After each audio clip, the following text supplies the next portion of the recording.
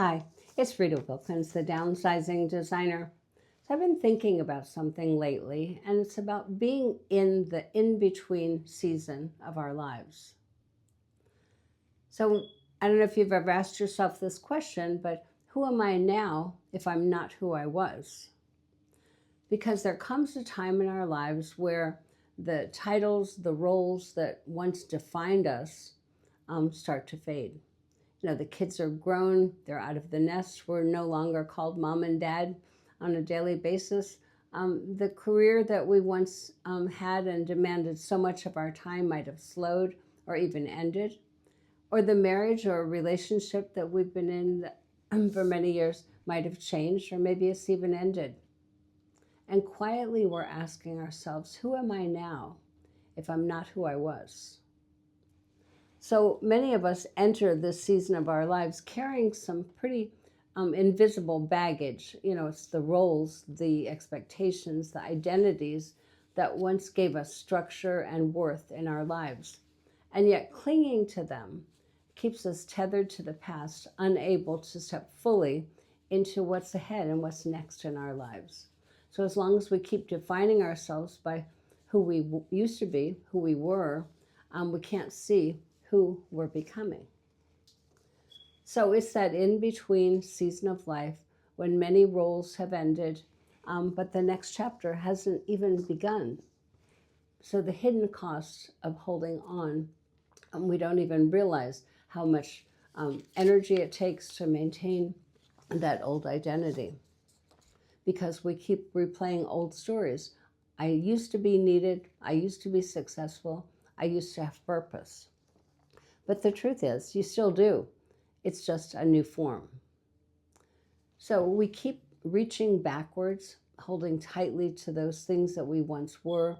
And what happens is we block what's trying to unfold. Our attachment keeps us busy proving, performing, or pretending rather than just flowing. So I have a friend named Ellen, and for years, she was a full-time caregiver for her aging mom. But when her mom passed, she felt lost. And I actually had become her entire reason to be. And she kind of just disappeared. For months, she filled her days with just busy work, unable to rest, because resting made her feel guilty. So it wasn't until she allowed herself to actually grieve her mom's death and not fill every single minute that that then she could start feeling alive again. So she started to volunteer at a hospice center, and serving from love, not obligation, she found herself. So letting go isn't giving up, it's growing up. It's into a deeper, a freer version of yourself. So there are roles that we outgrow. And some of the hardest ones to release are the ones that made us feel so valuable. When you think about it, the provider, always giving, fixing, rescuing, or the parent, deeply needed and deeply entwined in their lives, or the professional, known, respected, and relied upon. And then the partner, half of a whole, identity defined as a relationship. And then the achiever, constantly proving worth because, and that was through accomplishment. So each role had a season. Each taught you something about love, responsibility, and also about strength. But every season has an ending. And endings are what make space for new beginnings. So I once worked with a woman who had been a high-powered attorney for nearly 40 years. When she retired, she said, "I don't know who I am without my briefcase." It took time and courage on her part to realize she was never her title. She was her wisdom, her voice, and her empathy. So today, she mentors other young women in law and shaping their lives from the sidelines. She's freer and happier than she's been in a long, long time. So how does attachment keep us stuck? So attachment actually shows up pretty subtly through resistance, nostalgia, even pride. Or you might feel anxious when you're not doing enough, or you might feel guilty when you're not being busy or needed, or you might feel lost when no one is asking for your help. That's the ego. That's not your essence. So the ego says, if I'm not that, I'm nothing. But your essence whispers, you're still everything, but just different now. So a dear friend of mine was widowed after 30 years. She kept describing herself as a former wife. Her self-worth was tethered to that role. She clung to that identity of being part of a couple, even though the relationship, he had passed away. So once she stopped defining herself by that, she lost what she lost. She started asking, what's next for me? So she began traveling, painting, and rediscovering her own identity and her own joy. And so the moment that you stop defending an old identity is the moment you start reclaiming your peace. So there's a space between when you're not who you were and yet not who you're becoming. So this in between can actually feel very disorienting. It's that gap between ending and new beginnings.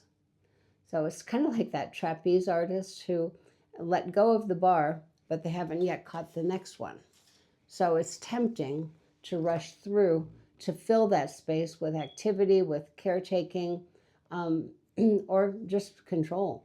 But if you can stay there, still curious and open, that's where the transformation begins. So because in that space, you discover who you are without all the titles, without the noise, and without the expectations. You meet yourself again. So when I downsized to my tiny apartment in Philadelphia, I expected to feel loss. But instead, in that quiet space of owning less, having less, I found more. I found more clarity, more peace, time to listen.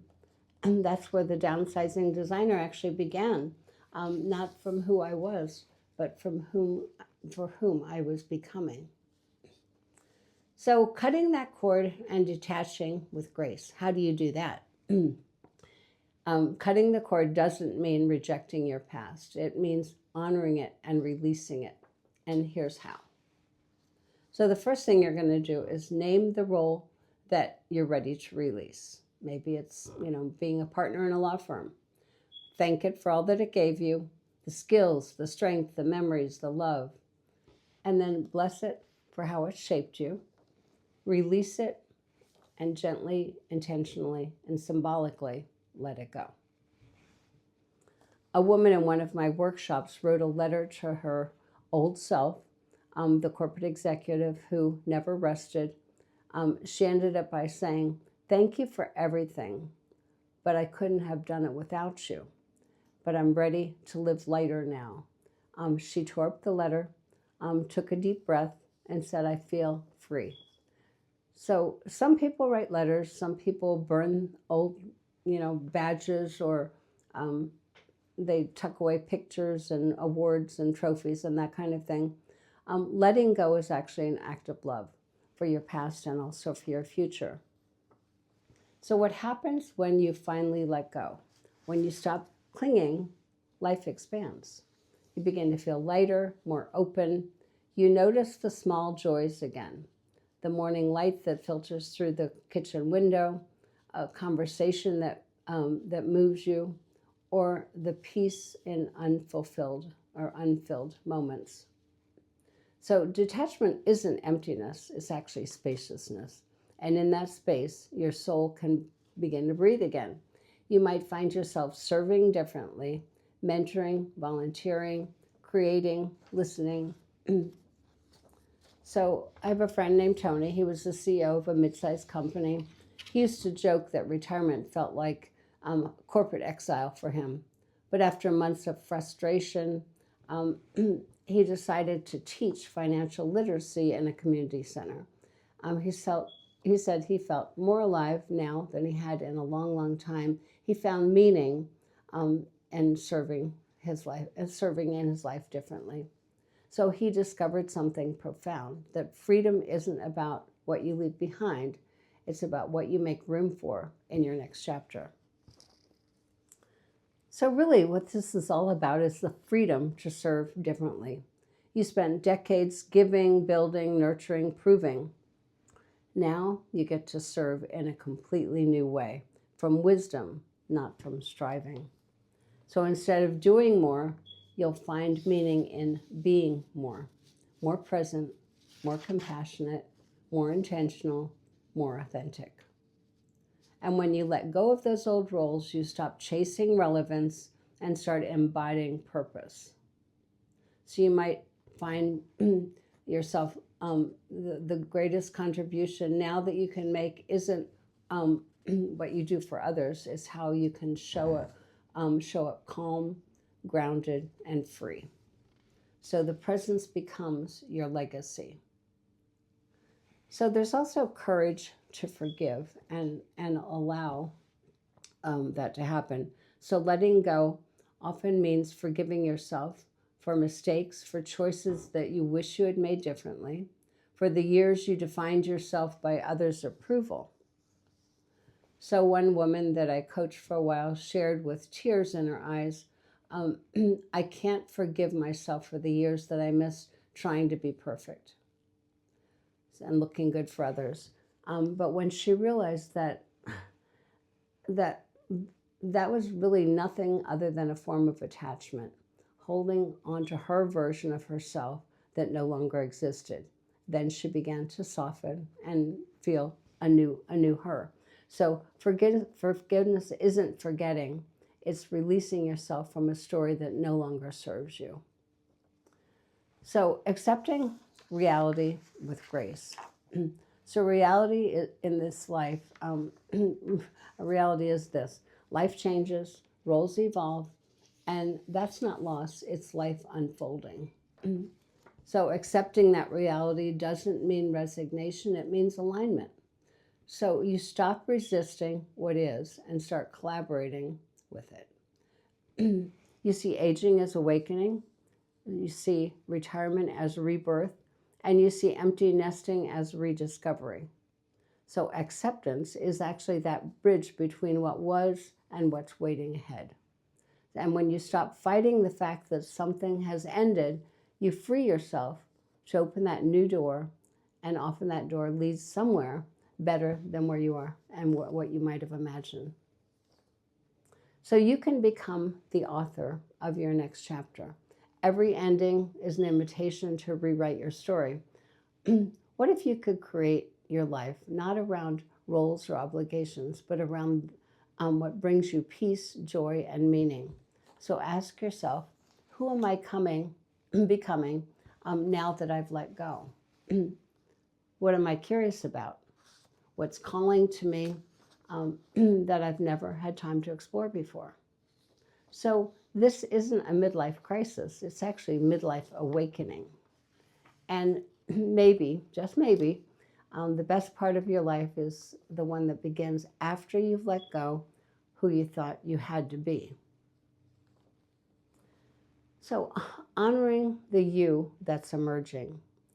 So as you let go of who you were, honor every single version of yourself. What got you here? The parenting, the partnering, the achieving, the giving, each carried with it its own new beginning. Now it's your turn to live lighter, to love yourself in new ways, to honor your own life, not for what you've done, but for who you're becoming. So letting go is not the end of your story. It's actually the start of a more authentic chapter that you have yet to live. So I hope this helps. And I have a couple of reflection prompts that might help you. You have to write these down, but what role or identity are you still clinging to? What did that role teach you or give you? And what might be possible if you released it? What does freedom look like for you now?